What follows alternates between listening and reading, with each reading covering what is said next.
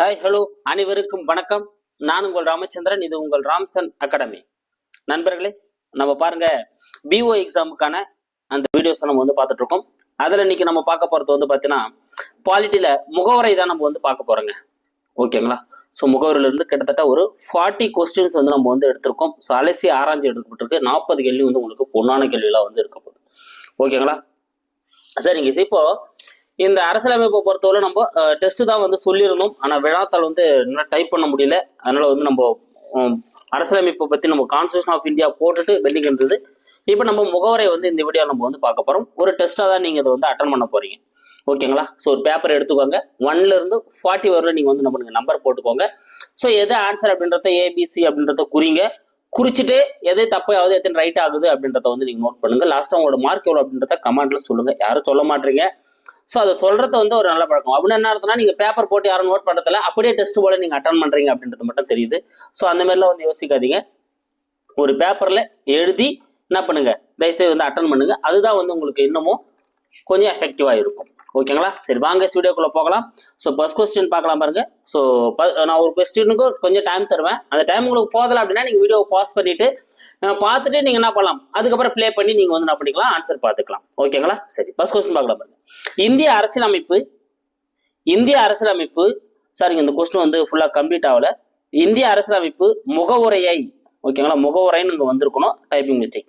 So முகவுரையை எந்த நாட்டிலிருந்து எடுத்தாண்டுள்ளது? So முகவரியை இந்தியா எந்த நாட்டிலிருந்து எடுத்திருக்காங்க அப்படின்றத உங்களுக்கான ஒரு கேள்வி. ஓகேங்களா? சரி, இதுக்கான ஆன்சர் என்ன அப்படின்னா, எனக்கு ரொம்ப நேரமா அந்த கொஸ்டின் வியூவில் இருந்தாலும் நான் வேகமாக ஆன்சர் சொல்லிடுறேன். அமெரிக்கா அப்படின்றத இதுக்கான ஆன்சர். சீதா இதுக்கான ஆன்சர். ஏன்னா முதல்ல முகவரியை கொண்டு இருந்த நாடு அப்படின்னு எது கேட்டாலும் அமெரிக்கா தான் முகவரியை கொண்டு இருந்தது. அதனோட மாதிரியா வச்சுதான் நம்ம என்ன பண்ணிருக்கோம், முகவரியை இந்தியா உருவாக்கி இருக்காங்க. அப்ப சீதா இதுக்கான ஆன்சர். அடுத்த செகண்ட் கொஸ்டின் பார்க்கலாம் பாருங்க. ஸோ 4 கூற்றுகள் இருக்கு. இந்த 4 கூற்றுகள்ல எது சரி எது தவறு அப்படின்றத நீங்க படிச்சுட்டு பொறுமையா எடுங்க, பார்க்கலாம். ஓகே, நான் ஒன்னொன்னா சொல்லிட்டு இருக்கேன், நீங்க 4ஐயும் படிச்சுட்டு ஆன்சர் எடுங்க. First question, 1946 December 31 Jawaharlal Nehru வெளியிட்ட குறிக்கோள் தீர்மானம் முகவரியாக மாறியது. ஆமாங்க, 1946 டிசம்பர் 13 என்ன பண்ணிருப்பாரு, ஒரு குறிக்கோள் தீர்மானத்தை ஜவஹர்லால் நேரு வெளியிட்டிருப்பாரு. அதுதான் முகவரியா மாறுது. அந்த தீர்மானம் ஜனவரி 22, 1947 அன்னைக்கு ஏற்றுக்கொள்ளப்பட்டிருக்கும். இது ரெண்டுமே கரெக்ட் தான். முகவரை அரசியலமைப்பின் திறவுகோல்னு அழைக்கப்படுது. ஆமாங்க, ஏன்னா நீங்க ஓப்பன் பண்ணோடனே முகவரி தான் முதல்ல இருக்கும். அப்ப அரசியலமைப்பின் திறவுகோல்னு அழைக்கப்படக்கூடியது பார்த்தீங்கன்னா முகவுரை. கரெக்ட். இந்திய அரசியலமைப்புக்கு முகவரை தேவை என கூறியவர் டாக்டர் BR அம்பேத்கர். தவறுங்க. யார் சொல்லியிருப்பாரு அப்படின்னா, ஜவஹர்லால் நேரு அவர்கள் தான் சொல்லியிருப்பாரு. ஜவஹர்லால் நேரு அவர்கள் தான் இதை சொல்லியிருப்பாரு. அதனால பார்த்தீங்கன்னா இது 4வது கூற்று தவறா இருக்கு அப்படின்றதுனால 1, 3 மட்டும்தான், 1, 2, 3 மட்டும்தான் சரி. அப்ப ஏதான் இதுக்கான சரியான ஆன்சர். அடுத்து, முகவுரையில் உள்ள குடியரசு, சுதந்திரம், சமத்துவம் மற்றும் சகோதரத்துவம் ஆகியவை எங்கிருந்து எடுத்தாளப்பட்டுள்ளது? முகவுரையில் என்ன பண்ணிருப்பாங்க, சமத்துவம், குடியரசு, சுதந்திரம், சமத்துவம், சகோதரத்துவம் அப்படின்ற எல்லா வார்த்தைகளையும் எந்த இடத்துல இருந்து எடுத்தாண்டு இருக்காங்க அப்படின்றத உங்களுக்கான கேள்வி. சூப்பர். எங்கிருந்து எடுத்தாண்டு இருக்காங்க? 1789 பிரெஞ்சு புரட்சி. பி தாங்க இதுக்கான ஆன்சர். 1789 பிரெஞ்சு புரட்சியில் இருந்துதான் என்ன பண்ணிருப்பாங்க, அதனோட தாக்கத்தின் அடிப்படையில தான் குடியரசு, சுதந்திரம், சமத்துவம், சகோதரத்துவம் அப்படின்ற வார்த்தைகளை என்ன பண்ணிருப்பாங்க, சேர்த்திருப்பாங்க.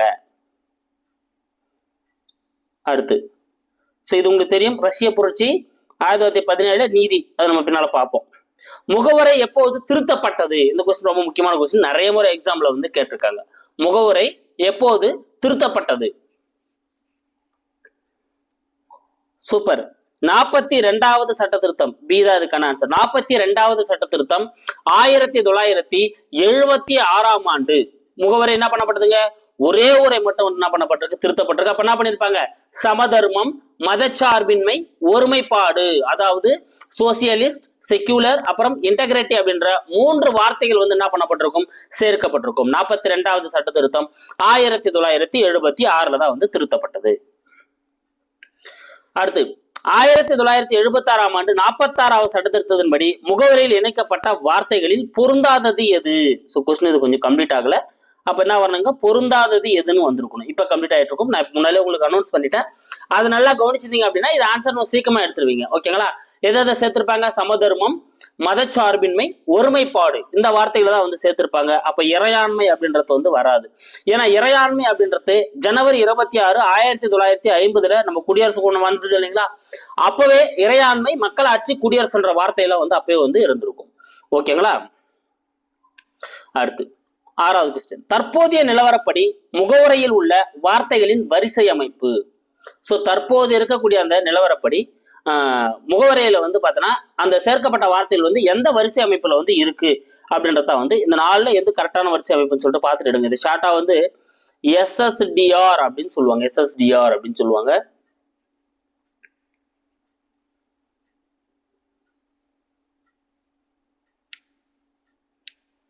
சூப்பர். இறையாண்மை, சமதர்மம், மதச்சார்பின்மை, மக்களாட்சி, அப்புறம் குடியரசு, இந்த ஆர்டர் தாங்க இருக்குது. அப்ப எல்லாமே நேரா இருக்கிறதுனால ஏதா வந்து இதுக்கான ஆன்சர்.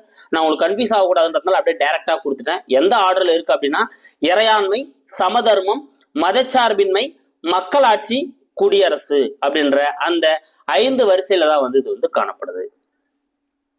ஓகேங்களா? ஸோ செவர்ஜின், சோசியலிஸ்ட், அப்புறம் செக்யூலர், அப்புறம் டெமோக்ராட்டிக், அப்புறம் வந்து ரிபப்ளிக், இதனோட ஃபர்ஸ்ட் லெட்டர் சேர்ஸ் தான் SSSDR அப்படின்னு வந்து சொல்லுவாங்க. ஓகேங்களா? அப்ப இந்த ஆர்டர் தான் இருக்கு. இது கேட்டாலும் கேட்கலாம். அடுத்து 7வது கேள்வி. தவறானது எது? இங்க பாருங்க 4 ஆப்ஷன்ஸ் இருக்கு. இதுல எது தவறானதா இருக்குன்னு பார்த்து எடுங்க பார்க்கலாம். அதாவது வந்து இந்த முகவரையை பற்றி நிறைய பேர் புகழ்ந்து சொல்லியிருப்பாங்க. அதுல எது தவறா இருக்குன்னு பார்த்து எடுக்க போறீங்க. ஓகேங்களா? சரி, நீங்க ஒன்னொன்னா ஆன்சர் எடுத்துட்டு இருப்பீங்க. நான் பொறுமையா ஒன்னொன்னா சொல்லிட்டு வரேன். அரசியல் அமைப்பின் அடையாள அட்டை முகவரை அப்படின்னு சொன்னவர் வந்து பாத்தீங்கன்னா பால்கிவாலா. ஆமாங்க, அடையாள அட்டைன்னு சொன்னவர் வந்து பாத்தீங்கன்னா பால்கிவாலா. இது கரெக்ட் தான். ஜனநாயக குடியரசின் ஜாதகம். ஸோ அரசியலமைப்பை வந்து ஒரு ஜாதகமே முகவரை, அரசியலமைப்போட முகவரைன்னு சொன்னவர் வந்து பாத்தீங்கன்னா KM முன்சி. இதுவும் கரெக்ட் தான். வழக்குகளின் சொர்க்கமே முகவரை. ஸோ வழக்குகளோட ஒரு சொர்க்கமா தான் வந்து எது காணப்படுது, இந்த முகவரை காணப்படுதுன்னு சொன்னவர் வந்து அல்லாதி கிருஷ்ணசாமி வரமாட்டாருங்க. யார் வருவாரு? ஏவி டைசி வரணும். ஓகேங்களா? ஸோ ஏவி டைசி தான் சொர்க்கம் அப்படின்னு வந்து என்ன பண்ணிருப்பாரு, சொல்லியிருப்பாரு. ஓகேங்களா? அப்போ 3வது கூட்டு சி தான் அங்க தவறா இருக்கு. அப்ப இதுக்கான ஆன்சர் சி. திறவுகோல்னு சொன்னவர் வந்து பாத்தீங்கன்னா யாருங்க? Ernst burger. எர்னஸ்ட் பர்கர் தான் வந்து திறவுகோல் அப்படின்னு சொல்லியிருப்பாரு. ஓகேங்களா? இது ஒரு ஷார்ட்கட் நான் ஆல்ரெடி சொல்லியிருப்பேன், நீங்க ஞாபகம் வச்சுக்கோங்க. ஸோ அடையாள அட்டை இருந்தால் தான் பால் தருவாங்க அப்படின்னு ஞாபகம் வச்சு சொல்லியிருக்கேன், பால்கிவாலா. ஜாதகம் அப்படின்னா ஜாதகம் பார்க்குறீங்கன்னா முன்னால உட்காந்து தான் ஜாதகம் பார்க்கணும், அப்போ முன்ஷி.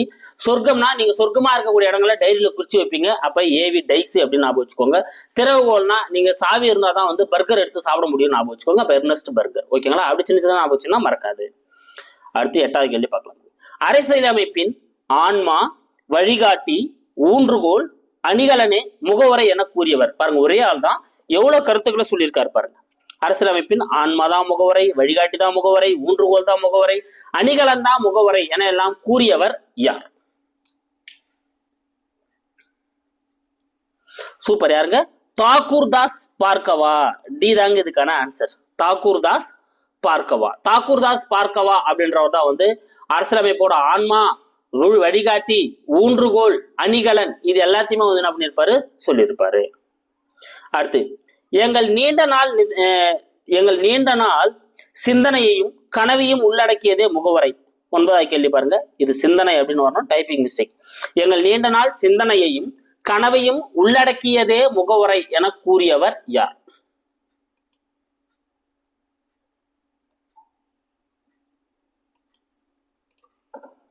சூப்பர். யாருங்க? நாங்க நீண்ட நாளா கனவு கண்டோம்ப்பா, அதுதான்பா எங்களுக்கு முகவரையாக கிடைத்துள்ளது, எங்க நீண்ட நாள் கனவேதான் முகவரை அப்படின்னு சொல்லி சொன்னவரு சார் அல்லாடி கிருஷ்ணசாமி ஐயர். அப்ப டி தான் வந்து இதுக்கான ஆன்சர். அடுத்து 10வது கேள்வி. அமெரிக்காவின் சுதந்திர பிரகடனம் போன்றது முகவரை. சோ அமெரிக்காவில் எப்படி சுதந்திர பிரகடனத்தை அறிவிச்சாங்களோ அது போலதான் வந்து எங்களுக்கு முகவரையானது அப்படின்னு சொல்லிட்டு குறிப்பிட்டவர் யார்? சூப்பர். யாருங்க? ஹிதயதுல்லா. சீதா இதுக்கான ஆன்சர். சோ அப்ப அந்த சுதந்திர பிரகடனத்தை அமெரிக்கர்கள் இதயத்துல வச்சுக்கிறாங்க, ஞாபகம் வச்சுக்கோங்க. அப்ப ஹிதயதுல்லா. அடுத்து 11வது கேள்வி. நிறைய எக்ஸாம்ல கேட்டிருக்காங்க. முகவரையின் சிற்பி என அழைக்கப்படுபவர் யார்? முகவரையின் சிற்பி என அழைக்கப்படுபவர் யார்? சூப்பர், யாருன்னு தெரியும், ஜவஹர்லால் நேரு. பி தான் இதுக்கான ஆன்சர். ஏன்னா இவர் தான் வந்து 1946 டிசம்பர் 13 ஒரு தீர்மானம் கொண்டு வந்திருப்பாரு. அது 1947 ஜனவரி 22 அரசியலமைப்பால் ஏற்றுக்கொள்ளப்பட்டு அரசியல் நிர்ணய சபையால் ஏற்றுக்கொள்ளப்பட்டு முகவரியா மாறி இருக்கும். அதனால முகவரியின் சிற்பின்னு யார் அழைக்கப்படுறாருன்னா ஜவஹர்லால் நேரு தான் அழைக்கப்படுறாரு. அடுத்து 12வது கேள்வி. அதாவது முகவரி தொடர்பான சில வழக்குகள் வந்து நடந்திருக்கும். அந்த வழக்குகளும் அதுக்கான வருடங்களும் இங்க கொடுக்கப்பட்டிருக்கு. அதை பார்த்துட்டு ஆன்சர் எடுங்க பார்க்கலாம். இதுல இருந்து எக்ஸாம்ஸ்ல கொஸ்டின்ஸ் வருதுங்க. சூப்பர். பெருபாரி வழக்கு 1960 தான் வந்து நடந்திருக்கும். பெருபாரி வழக்கு அப்படின்னு சொல்லுவாங்க. சோ இது கரெக்ட் தான். கேசவனந்த பாரதி வழக்கு. சோ கேசவனந்த பாரதிக்கும் கேரளா மாநிலம் 1973 நடந்திருக்கும். இதுவும் கரெக்ட் தான். எல்ஐசி வழக்கு, ஓகேங்களா. ஸோ எல்ஐசிக்கும் அதாவது இந்திய ஆயுள் காப்பீட்டு கழகம் லைஃப் இன்சூரன்ஸ் கார்பரேஷனுக்கும் இந்திய அரசிற்கும் இடையே எதிராக தொடங்கப்பட்ட ஒரு வழக்கு தான் வந்து பார்த்தீங்கன்னா இது 1995. அப்போ மூன்றுமே சரியா இருக்கிறதுனால அனைத்துமே சரி. டி தான் வந்து இதுக்கான ஆன்சர். பெருபாரி வழக்கு 1960, கேசவனந்த பாரதி வழக்கு 1973, எல்ஐசி வழக்கு 1995. முகவரை அரசியலமைப்பின் ஒரு பகுதி அல்ல என கூறிய வழக்கு எது? ஸோ எந்த வழக்குல வந்து முகவரை வந்து ஒரு அரசியலமைப்போட ஒரு பகுதி இல்லப்பா அப்படின்னு சொல்லிட்டு என்ன பண்ணிருப்பாங்க, குறிப்பிட்டிருப்பாங்க. சூப்பர். இதுக்கான ஆன்சர் என்னதுங்க? பெருபாரி யூனியன் வழக்கு. அதாவது 1960 பெருபாரி வழக்கு அப்படின்னு சொல்லுவாங்க. 1960 அதுலதான் என்ன பண்ணியிருப்பாங்க அப்படின்னா இந்த அரசியலமைப்பு வந்து பாத்தீங்கன்னா முகவரையோட ஒரு பகுதியே அல்ல, அதனால நீங்க என்ன பண்ண முடியாது, எதுவும் பண்ண முடியாது அப்படின்னு சொல்லிட்டு இருப்பாங்க, அறிவிச்சிருப்பாங்க. ஆனா அதுக்கப்புறம் கேசவனந்த பாரதி வழக்குல ஒரு பகுதி தான், ஆனா அதனோட அடிப்படை கட்டமைப்பை பாதிக்காதவன நீங்க திருத்தலாம் அப்படின்னு சொல்லியிருப்பாங்க. ஆனா எல்ஐசி வழக்குல என்ன பண்ண முடியாது. ஸோ அரசியலமைப்போட ஒரு ஒருங்கிணைந்த பகுதி தான் வந்து முகவரை அப்படின்னு சொல்லிட்டு அறிவிச்சிருப்பாங்க. அப்போ ஒரு பகுதி அல்லன்னு சொன்னது பெருபாரி வழக்கு. அடுத்து 14வது கேள்வி பாருங்க. இறையாண்மை என்பது சூப்பரான்ஸ் என்னும் எந்த மொழி சொல்லிலிருந்து தோன்றியது? ஏன்னா இறையாண்மை அப்படின்ற வேர்டு வந்து நம்ம முகவரையில இருக்கும். அது சூப்பரான்ஸ் அப்படின்ற ஒரு வேர்ட்ல இருந்து தான் வந்திருக்கும். அந்த சூப்பரான்ஸ் அப்படின்றது எம்மொழி சொல்.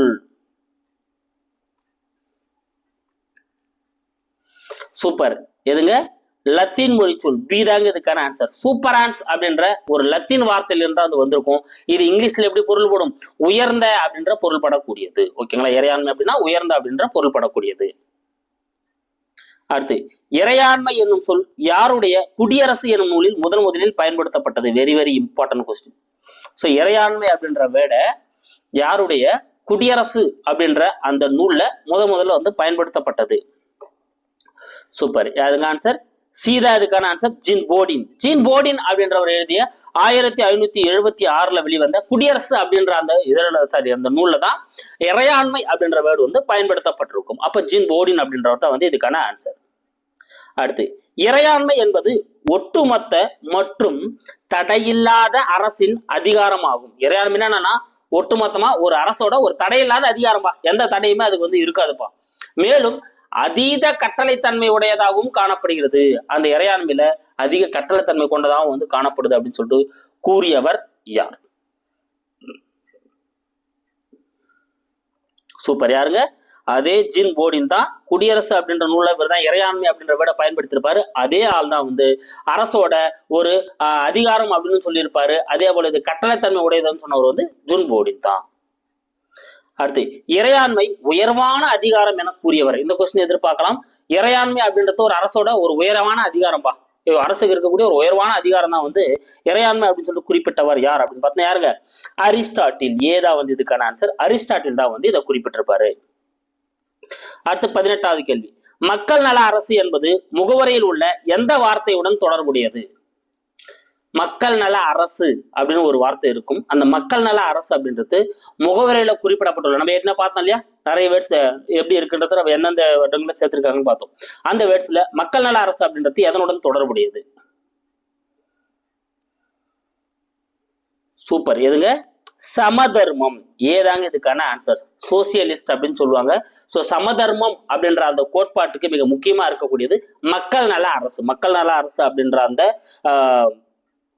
ஒரு வாசகம் தான் வந்து சமதர்மம் அப்படின்றதோட வந்து தொடர்புடையது.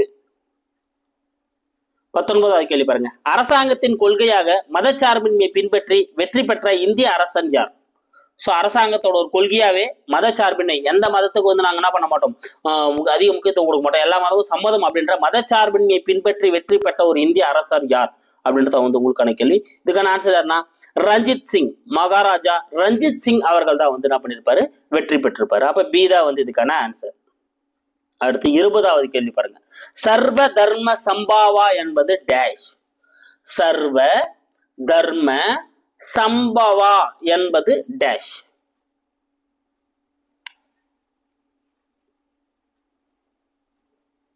சூப்பர். எதுங்க?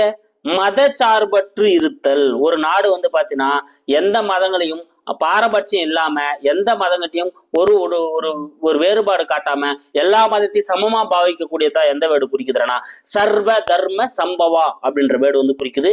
இப்ப இருக்கக்கூடிய சூழ்நிலை இது ரொம்ப ரொம்ப முக்கியம், நல்லா ஞாபகம் வச்சுக்கோங்க. இந்த வேர்டு கேட்கறதுக்கு வாய்ப்புகள் இருக்கு. அடுத்து மக்களாட்சி என்னும் சொல்லை முதலில் பயன்படுத்தியவர் யார்? இந்த கொஸ்டின் ஆல்ரெடி எக்ஸாம்ல கேட்டிருக்காங்க. மக்களாட்சி அப்படின்ற வேர்டை வந்து முதலில் பயன்படுத்தியவர் யார்? சூப்பர். யாருங்க? ஹெரோடோட்டஸ். ஹெரோடோட்டஸ் தான் வந்து மக்களாட்சி அப்படின்ற வேர்டை வந்து முதல்ல வந்து 2500 ஆண்டுகளுக்கு முன்னாலே வந்து பயன்படுத்தியிருப்பாரு. அப்ப பி தான் இதுக்கான ஆன்சர், ஹெரோடோட்டஸ். அடுத்து மக்களாட்சியின் பிறப்பிடம். மக்களாட்சியோட பிறப்பிடமாக கருதப்படுவது எது? மக்களாட்சியின் பிறப்பிடமாக கருதப்படுவது எது? சூப்பர். எதுங்க? கிரேக்கம். ஏன்னா நம்ம ஹெரோடோட்டஸ் பார்த்தோம், இது வந்து டெமோக்ரஸி அப்படின்ற ஒரு கிரேக்க சூழல் இருந்தா வந்து உருவாயிருக்கும். டெமாஸ் அப்படின்னா மக்களை குறிக்கக்கூடியது, கிராஷியா அப்படின்னா ஆட்சியை செய்யக்கூடியது, அது ரெண்டும் சேர்ந்தா டெமோக்ரஸி என்ற வேர்டு உருவாயிருக்கும். அப்ப கிரேக்க சூழல் இருந்து உருவானதுல மக்களோட ஆட்சியோட பிறப்பிடம் வந்து எதுனா கிரேக்கம் தான்.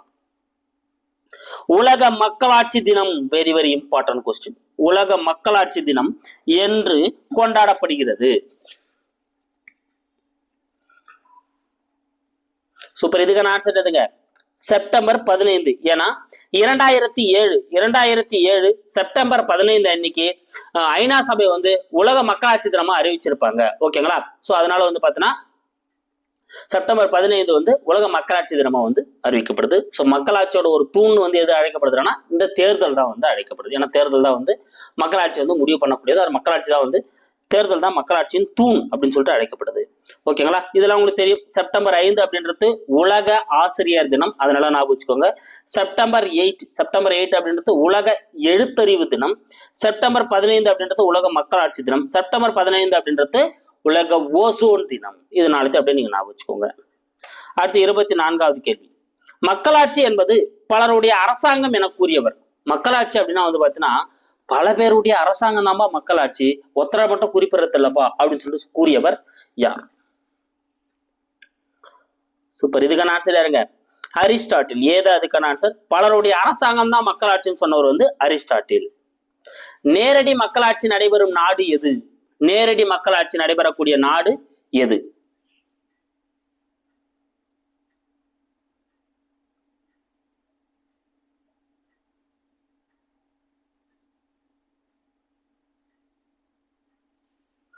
சூப்பர். எதுங்க? சுவிட்சர்லாந்து. ஏதாங்க இதுக்கான ஆன்சர்? சுவிட்சர்லாந்து. அதாவது மக்கள் தொகை குறைவா உள்ள நாடுகள்ல அந்த நேரடி மக்களாட்சியை வந்து பின்பற்ற முடியும். ஏன்னா இங்க இருக்கக்கூடிய சட்டத்திட்டங்கள் எல்லாமே யார் அதிகாரம் பெற்றிருப்பாங்கன்னா மக்கள் தான் வந்து அதிகாரங்கள் வந்து பெற்றிருப்பாங்க. முதல்ல வந்து பாத்தீங்கன்னா கிரேக்க நாட்டில் இருக்கக்கூடிய ஏதன்ஸ் நகரில் தான் அந்த மக்களாட்சி, நேரடி மக்களாட்சி முறை வந்து செயல்படுத்தப்பட்டிருக்கும். இப்ப சுவிட்சர்லாந்துல வந்து பாத்தீங்கன்னா அந்த நேரடி மக்களாட்சி முறை தான் வந்து நடைபெற்று இருக்கு. அடுத்து இந்திய முகவரியில் உள்ள குடியரசு என்னும் வார்த்தை யாரை குறிக்கிறது? பாருங்க, குடியரசு அப்படின்ற வேர்டு வந்து சேர்க்கப்பட்டிருக்கு அப்படின்னு நம்ம வந்து பார்த்தோம். அந்த குடியரசு அப்படின்ற வார்த்தை வந்து யாரை குறிக்கிறது அப்படின்னு பார்த்தீங்கன்னா யாருங்க? ஜனாதிபதி. பீதா வந்து இதுக்கான ஆன்சர். ஸோ குடியரசுத் தலைவரை தான் வந்து அந்த வேர்டு வந்து குறிக்குது. ஓகேங்களா? அப்ப பீதா இதுக்கான ஆன்சர். அடுத்து முடியாட்சியை கொண்டுள்ள நாடு எது?